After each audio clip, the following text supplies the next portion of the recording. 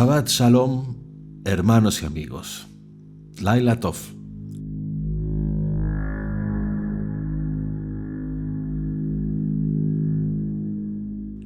Hoy, 10 de abril, día 28 del mes de Nisan hebreo, en este Shabbat y en directo, comenzamos este quinto episodio de Shabbat Audio Live.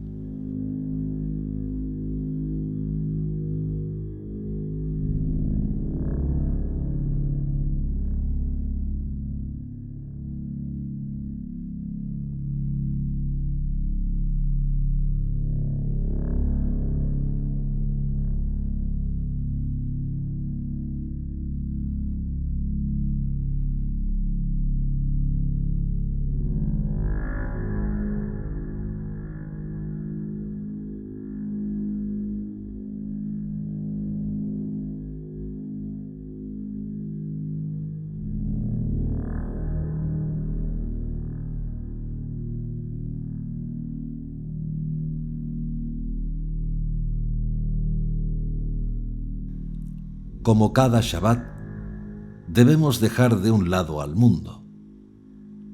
Debemos dejar de un lado nuestras preocupaciones, siempre y cuando no ocurra algún percance.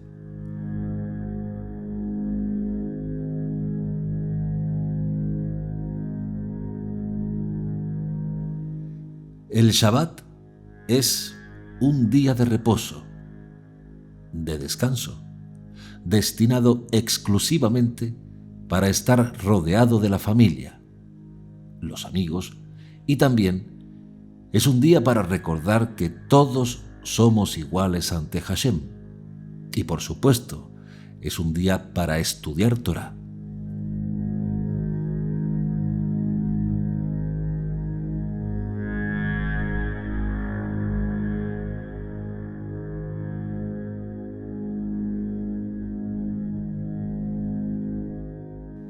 Recordamos para algunos que Shabbat Audio Live no es un estudio en sí mismo. Para tal fin, hacemos los estudios documentales. Estos episodios de Shabbat Audio Live es una experiencia y quien manda es el sonido, la palabra, la experiencia audiofónica.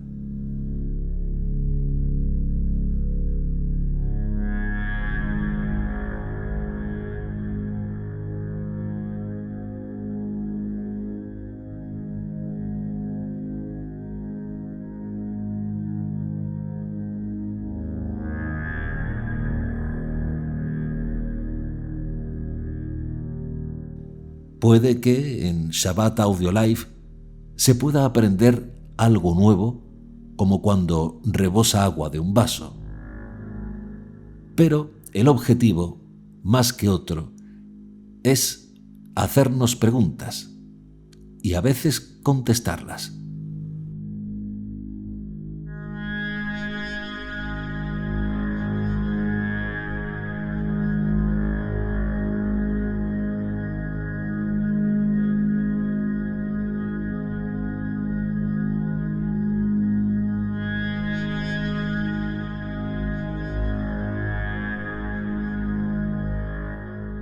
La música era utilizada por algunos profetas hebreos para inspirarse. Por tanto, esta no debe estar cuestionada por cualquier dogma.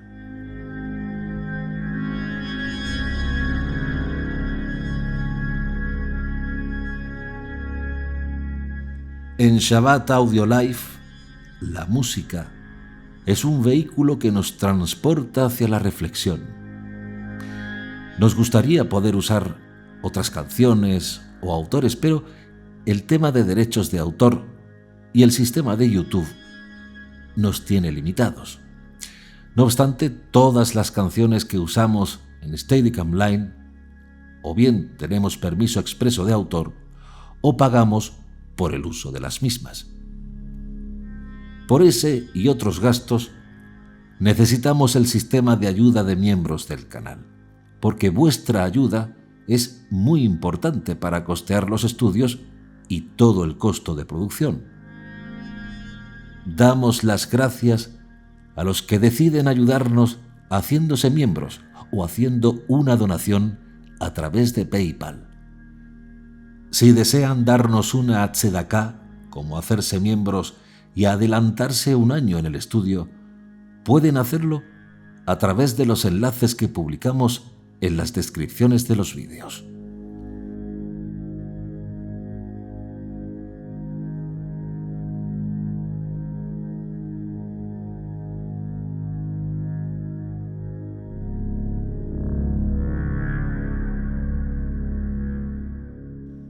El tema que hemos anunciado y que vamos a reflexionar hoy son los secretos de Yeshua, el Nazareno.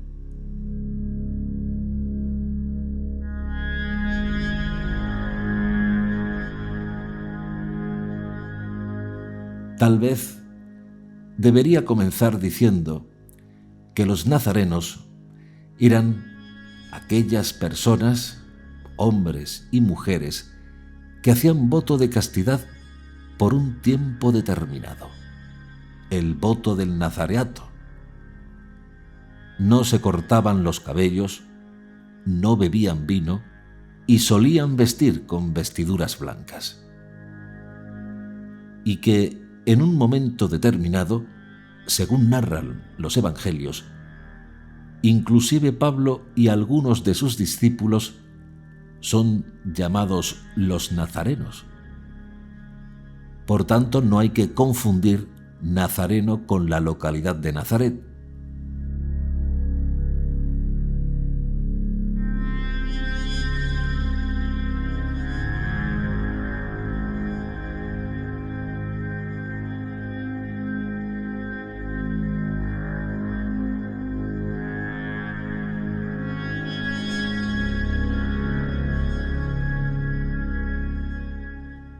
Nazareno y la palabra Natsir tiene una raíz común, que es la palabra raz en hebreo, que significa secreto, enigma o misterio.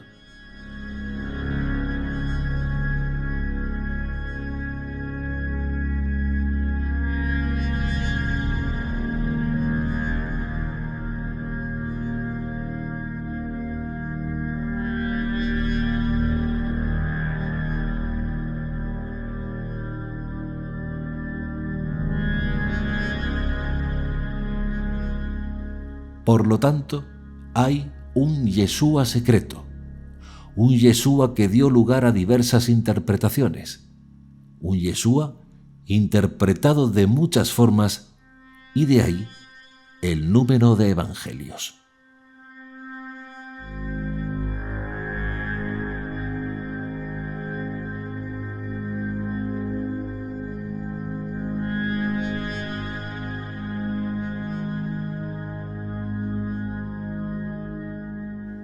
Pero, sin duda alguna, Yeshua, que conocía las tradiciones orales de Israel y el pueblo judío, la Torá Shebe'al Peh, a diferencia de lo que piensa mucha gente, Yeshua era un taumaturgo.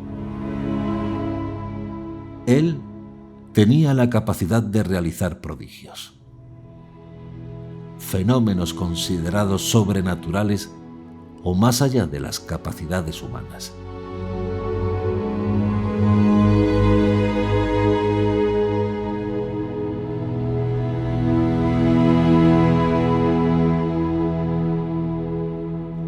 Pero no hay duda alguna para el pueblo judío que ese poder dado a Yeshua fue entregado por el Eterno, el Dios de Israel, el Padre.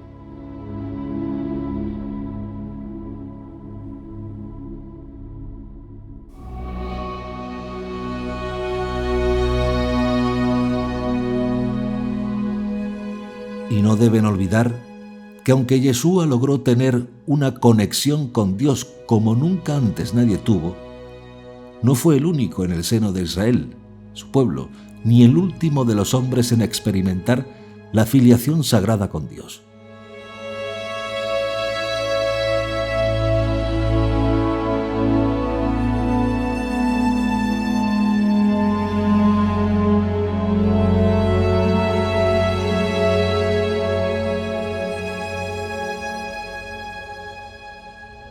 Yeshua dijo que el que creyera en él, hará él también las obras que él hacía. Y es más, quien crea en él, hará mayores cosas aún, porque él ahora está con el Padre.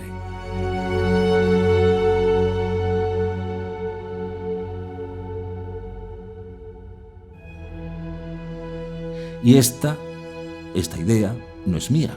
Esta idea está sacada del Evangelio de Juan 14:12, donde según la tradición del evangelista Juan, Yeshua dijo esas palabras.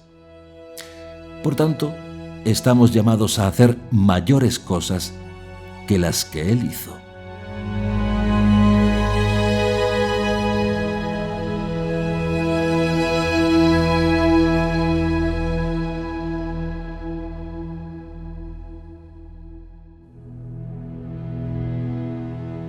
Yeshua fue un místico de Israel, sin duda alguna, y deben ir despertando a aquellos que piensen lo contrario. Pero, ¿qué entienden por místico?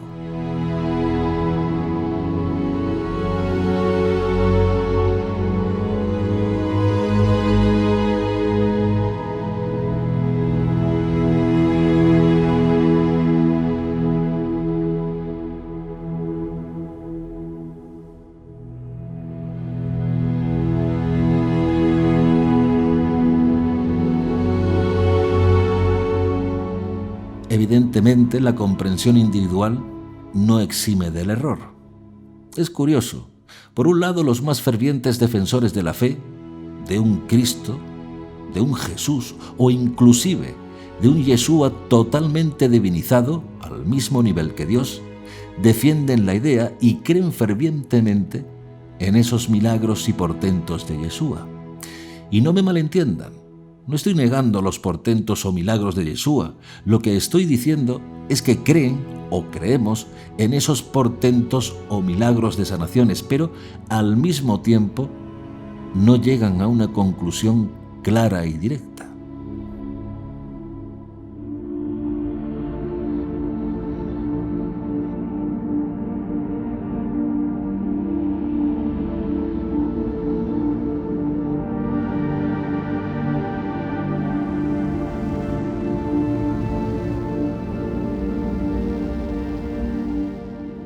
¿Qué conocimiento tenía Yeshua para hacer lo que hizo?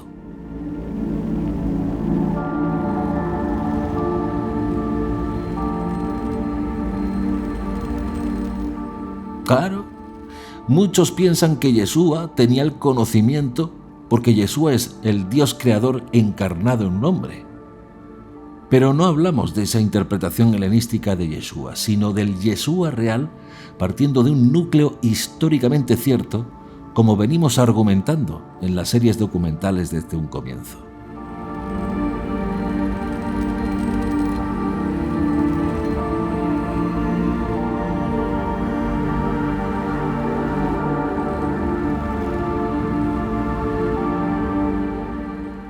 Evidentemente, cuando Yeshua hacía milagros y portentos, no actuaba contra natura. Todo lo contrario. Ese conocimiento secreto le fue revelado. Y si le fue revelado, es porque antes estaba oculto. Y por el contexto general, sabemos que le fue revelado por el Eterno. Por tanto, como esos secretos le fueron revelados a Yeshua, entre otros profetas, cada uno en su escala y nivel, es por lo que decimos que esos israelitas eran místicos. Es decir, esas personas tenían o experimentaban la unión o el contacto del alma con la divinidad eterna, la fuente de toda luz y conocimiento. Conectaban con Dios y conectaban con Dios de acuerdo a la instrucción revelada en la Torá.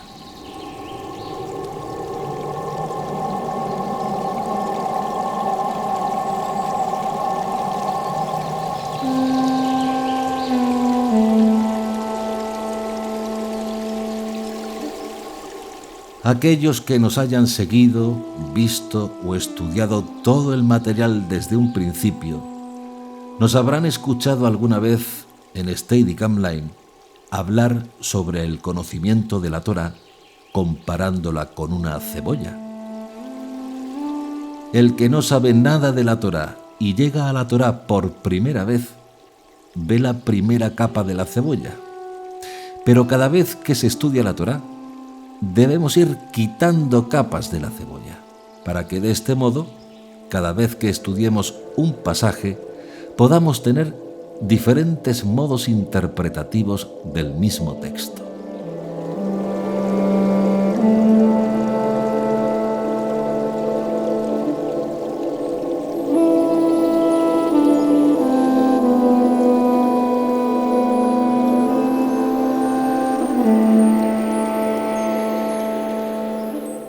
Un texto significa lo que literalmente dice, y de ese modo te muestra una idea de un modo concreto para que pueda ser entendido por cualquier mente, ya sea que esa persona esté instruida o por el contrario, no tenga ningún conocimiento.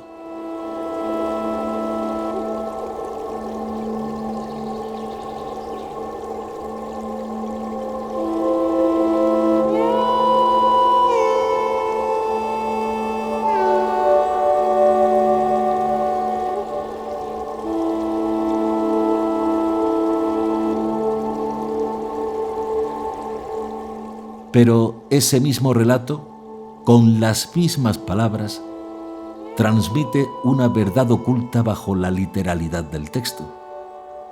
Y si se sigue escudriñando ese mismo texto, podemos obtener de este modo diferentes interpretaciones, y cada una de ellas cada vez será más profunda y con un significado totalmente nuevo.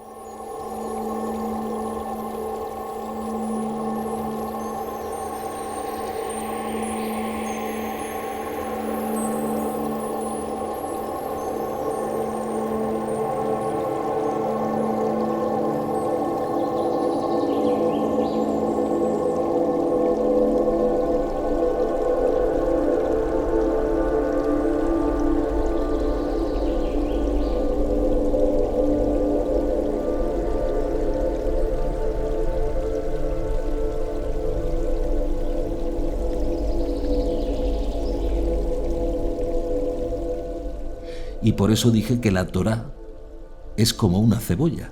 Cada capa que quitas de la cebolla te va revelando cosas ocultas a primera vista.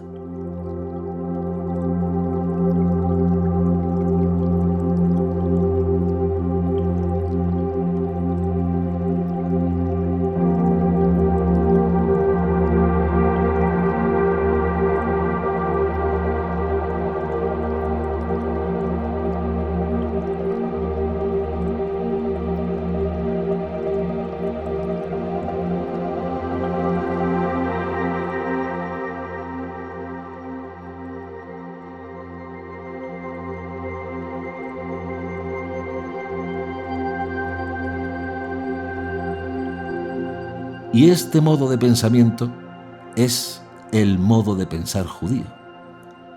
Fue el modo en el que se instruyó Yeshua. Y por eso, en los evangelios, si son estudiados adecuadamente, podemos encontrar el misticismo de Yeshua, que por otro lado no era nada fuera de lo común dentro del pueblo judío. Es decir, los grandes maestros lo que hacían era revelar lo oculto de la Torá, lo que otros, escuchando, no veían.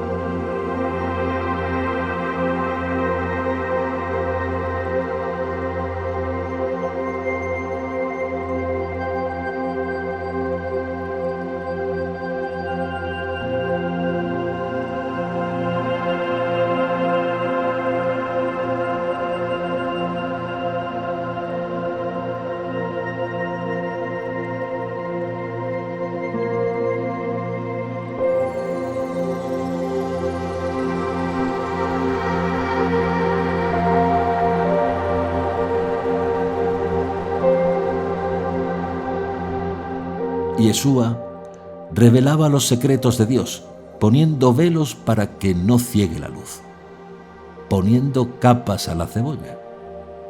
¿Por qué? Porque Yeshua no podía mostrar el corazón de la cebolla. Yeshua no podía mostrar la fuente de luz.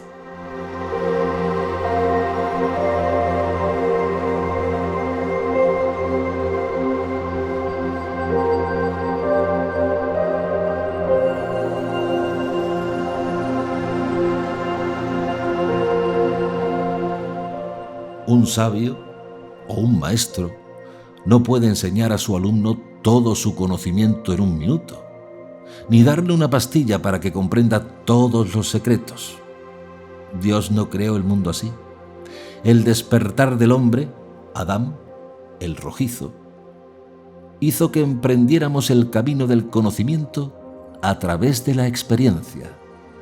Y por eso, el sistema central del misticismo judío, entre los que se encuentra Yeshua, utiliza sutiles analogías y metáforas antropomorfas para describir a Dios en el judaísmo o en el reino de Dios, entre otras cosas.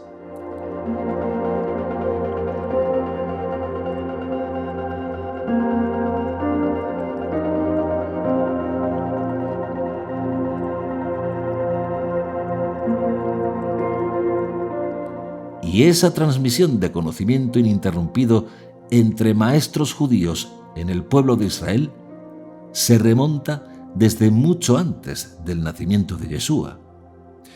Esa cadena de transmisión oral, con varias escuelas, derivó siglos más tarde lo que técnicamente conocemos como la mística hebrea.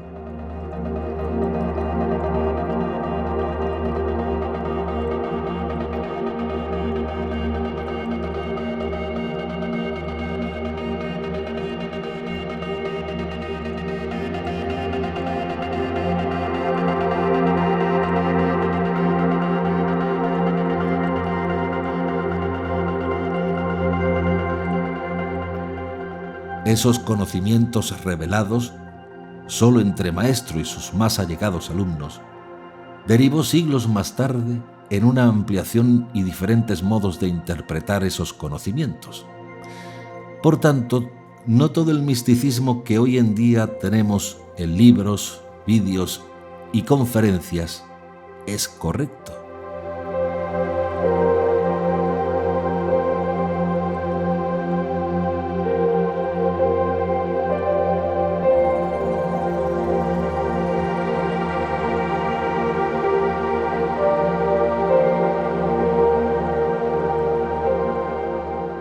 La prostitución que se ha hecho del misticismo hebreo ha sido impresionante. Por tal motivo, hoy en día muchos se cuidan de entrar en estos temas y están en lo correcto, porque si no se conoce bien el tema, puede derivar en auténticos disparates, como llegar al extremo de mezclar el misticismo judío con el budismo, el taoísmo, el islamismo o el hinduismo, entre otros.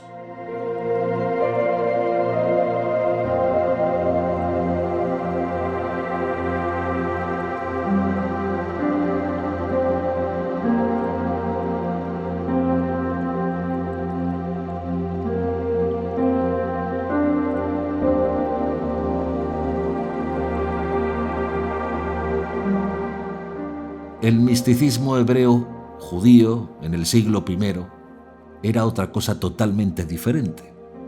Ya en el siglo I, debido al peligro de establecer una analogía impura, la tradición mística judía usualmente restringía la transmisión oral de la Torá a círculos cerrados. Es más, incluso se estableció un límite de edad para poder adentrarse en el misticismo.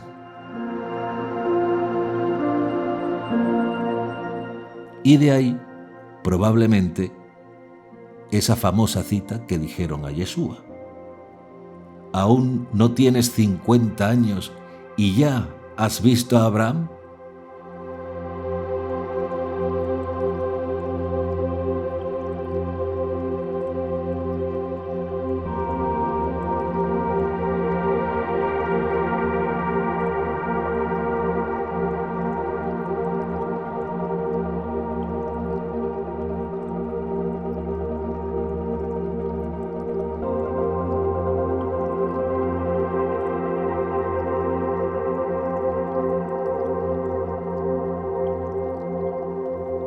Yeshua revelaba ciertos secretos con parábolas, algo así como poniendo gafas de sol para los que miraban la luz. Y aún así no le entendían. Y por eso Yeshua decía que si no entendían las cosas terrenales, ¿cómo les iba a decir las cosas celestiales?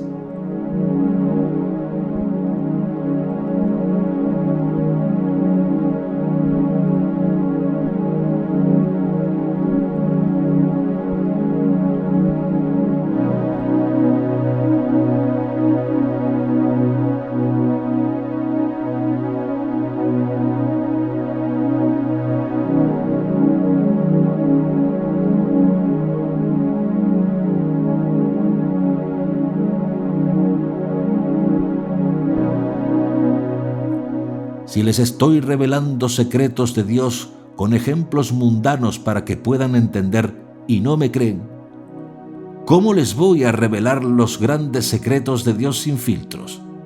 Si no creen lo que digo con los ejemplos que les doy, ¿cómo van a creer los grandes secretos?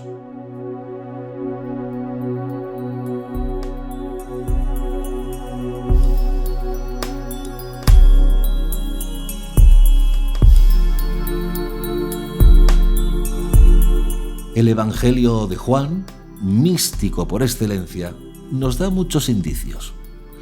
Por ejemplo, si leemos una retrotraducción en hebreo del versículo de Juan 13:20, el que recibe al que yo enviare, a mí me recibe, y el que a mí me recibe, recibe al que me envió. Descubriremos que el que recibe es llamado en hebreo Hamekabel, un indicio místico.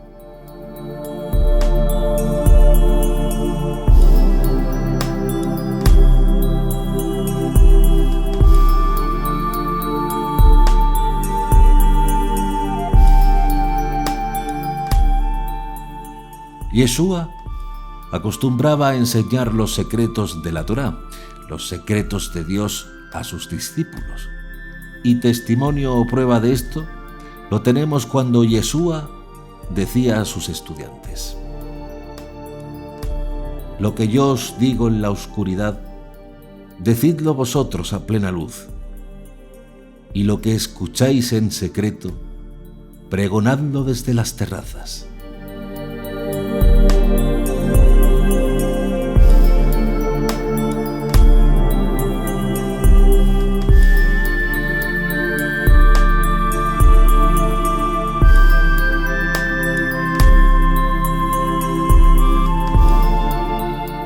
Pero al mismo tiempo también Yeshua les decía: no den lo santo a los perros, ni echen sus perlas delante de los cerdos, no sea que las huellen con sus patas y volviéndose los despedacen. No echen sus perlas delante de los cerdos, no echen sus conocimientos delante de los gentiles, no sea que lo desvirtúen y después les despedacen.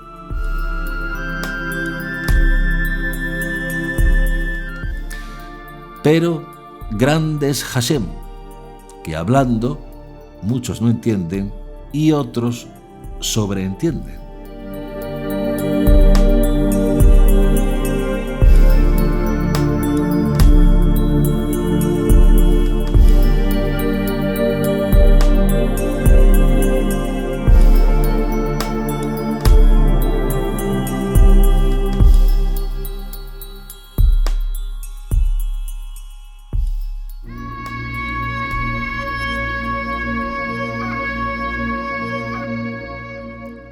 Para que quien quiera que beba de mi boca se volverá como yo, y yo mismo me convertiré en esa persona, y las cosas que están escondidas le serán reveladas.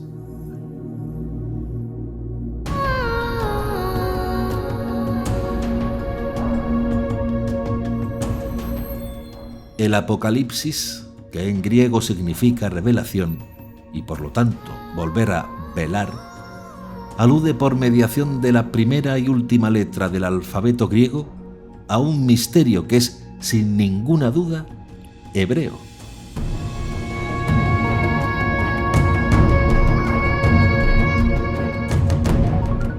Aleph y Tau, unidas, constituyen la tercera palabra del Génesis, Et, que los místicos descifraron como Or Torah, la luz de la Torá, la luz de la enseñanza.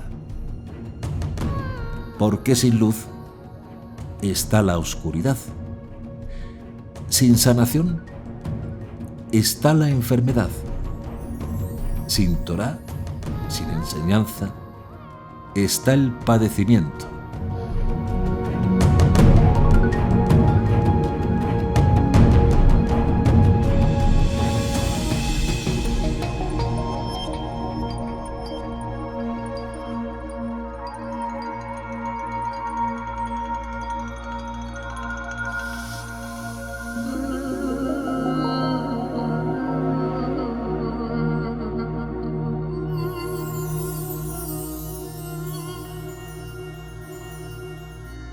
Curar, en los términos que servían de código a los terapeutas del siglo I de nuestra era, implicaba algo mucho más grande que sanar una dolencia física.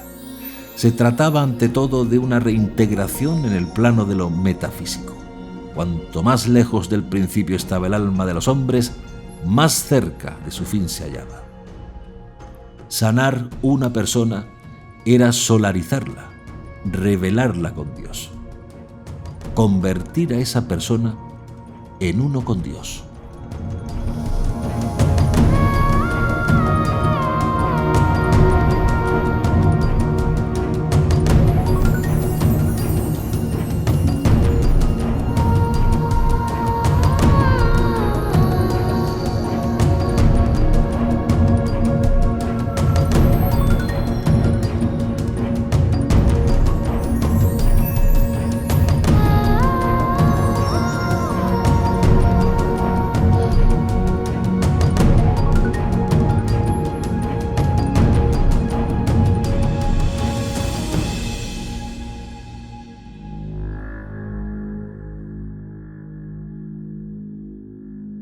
Convertir a esa persona en uno con Dios.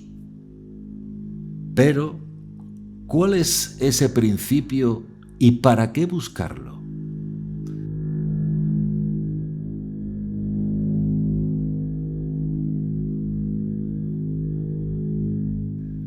Para que todos sean uno, como tú, oh Padre, en mí y yo en ti, que también ellos sean en nosotros uno.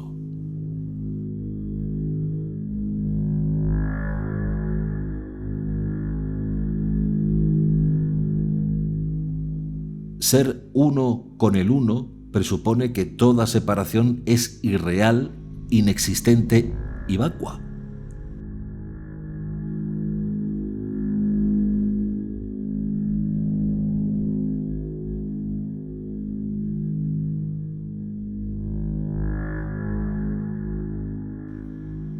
Entrar en el reino de los cielos implica que estamos dispuestos a dejar morir las ilusiones de separación, de diferencia, de pluricelularidad, y que anhelamos caminar en pos de nuestra unitaria clave viviente, atravesando para ello la dura superficie de los miembros, los nervios, los músculos y los tejidos de nuestro ser. Pues intentar llegar a ser uno con el uno y único Creador, ignorando todo esto, es un grave error.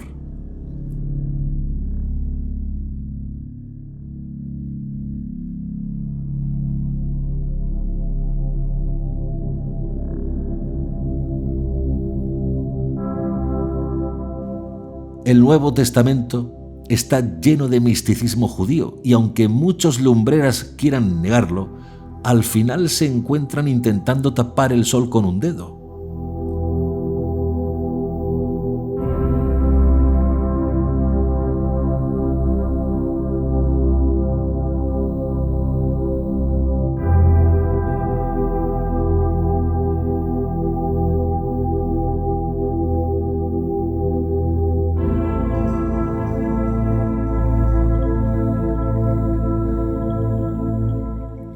Apocalipsis, sin duda alguna, es el libro místico judío más grande que jamás se ha escrito.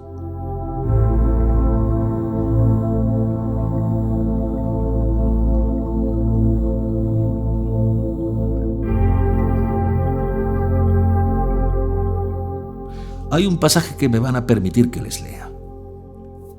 El pasaje está en Apocalipsis 22, 2. En medio de la calle de la ciudad, y a uno y a otro lado del río, estaba el árbol de la vida, que produce 12 frutos, dando cada mes su fruto, y las hojas del árbol eran para la sanidad de las naciones.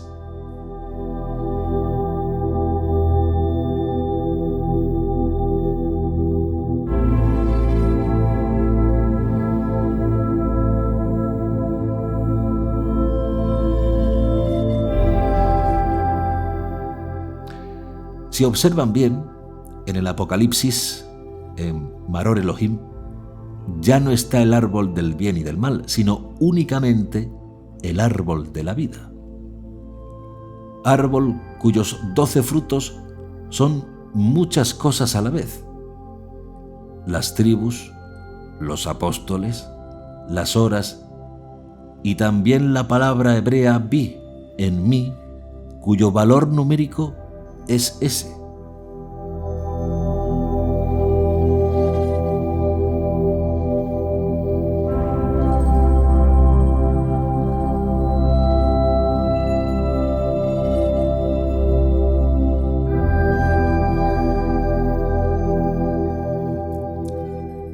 En términos místicos, el árbol de la vida es tanto la Torá, la enseñanza, por tanto se trata entonces de un alimento que hay en mí, fuera del tiempo, en su periferia de cada mes hebreo, pero a la vez en el centro de toda cronología.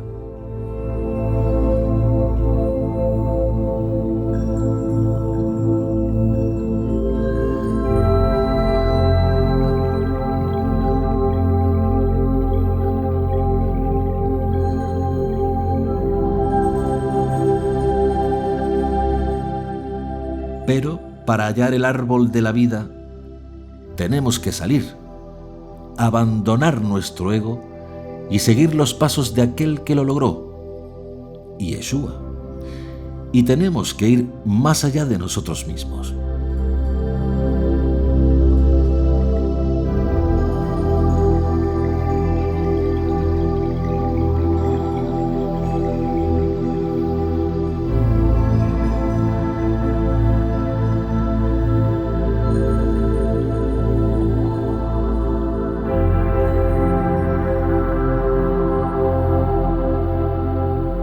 El místico, el peregrino y el buscador como Yeshua dejan el espacio fácil de su morada y comienzan a viajar en medio de peligros y aventuras.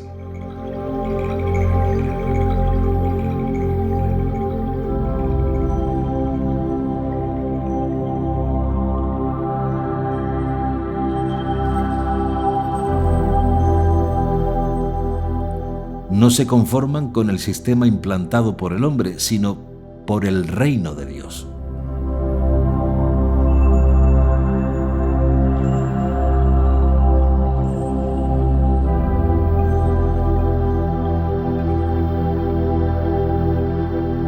Ese es el largo y apasionante tiempo de las pérdidas, los despojamientos, las desnudeces que nos encontramos en el camino, el combate contra la vergüenza y el pudor que nace con el primer Adán, puede durar bien toda la vida, o más bien años, meses, días, horas y hasta segundos. Los más afortunados lo libran y ganan en un instante, los menos en décadas de esfuerzo.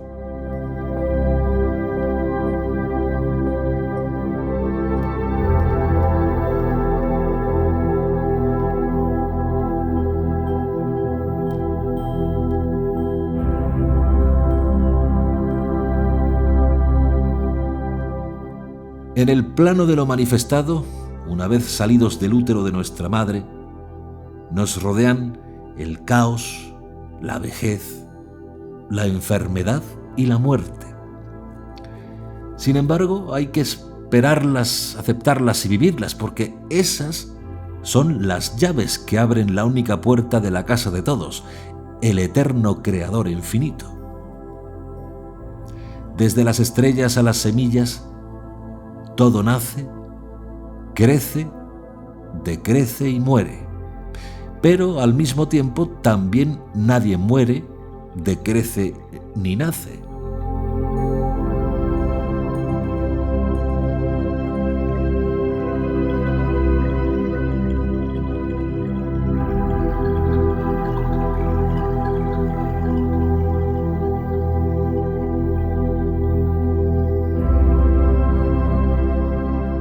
Yeshua enseñó que el origen de la corrupción, de la enfermedad, no radica tanto en lo que entra en nuestra boca como en lo que sale de ella. En la tradición hebrea, los taumaturgos, curadores y médicos ambulantes, todavía ahora son llamados Balei Shem, poseedores del nombre divino, ¿se entiende? Yud-Hei Bad-Hei.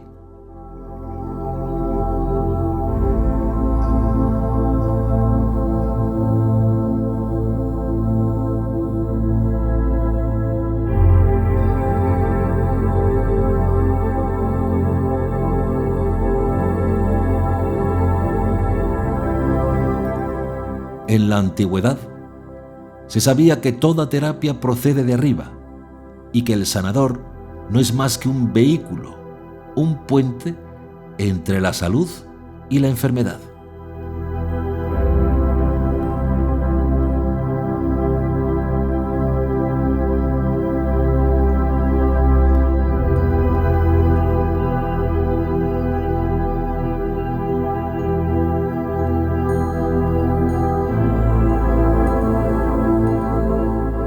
El nombre de Yehoshua, Yeshua, significa, entre otras cosas, Salvador, sanador.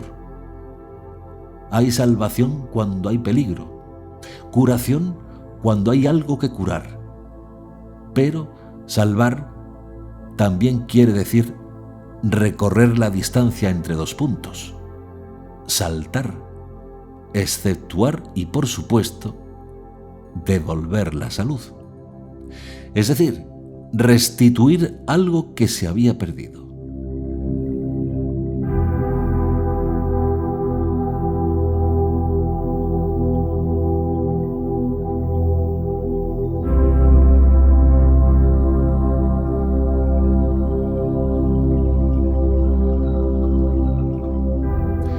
Si nos atenemos a todos estos sentidos, descubriremos que recorrer la distancia entre dos puntos es suprimir su separación, que salir implica un acto volitivo de nuestra parte si de verdad queremos curarnos, y que exceptuar alude siempre, en todos los casos, a prevenir.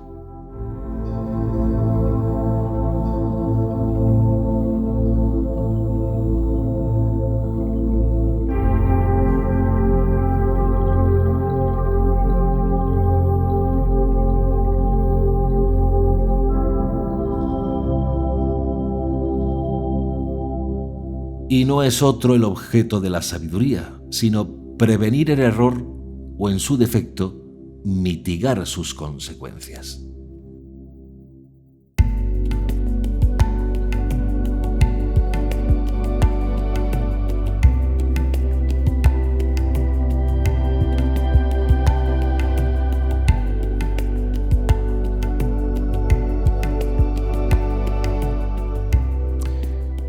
Por tanto, hay que ajustar constantemente la lente de la vida.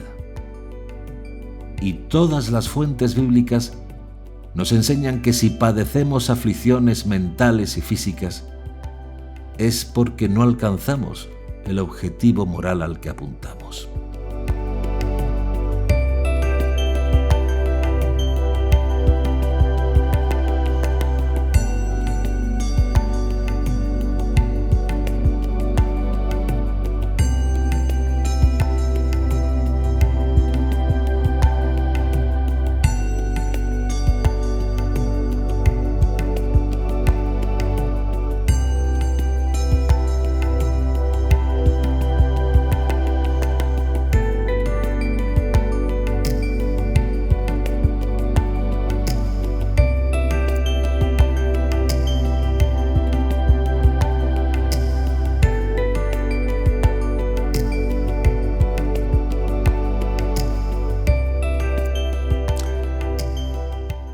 Ha sido un placer compartir con todos ustedes este 5º episodio de Shabbat Audio Life. Si lo desean, dentro de 2 semanas seguiremos reflexionando sobre este mismo tema en la siguiente experiencia de Shabbat Audio Life. Feliz noche, Laila Tov, Shabbat Shalom.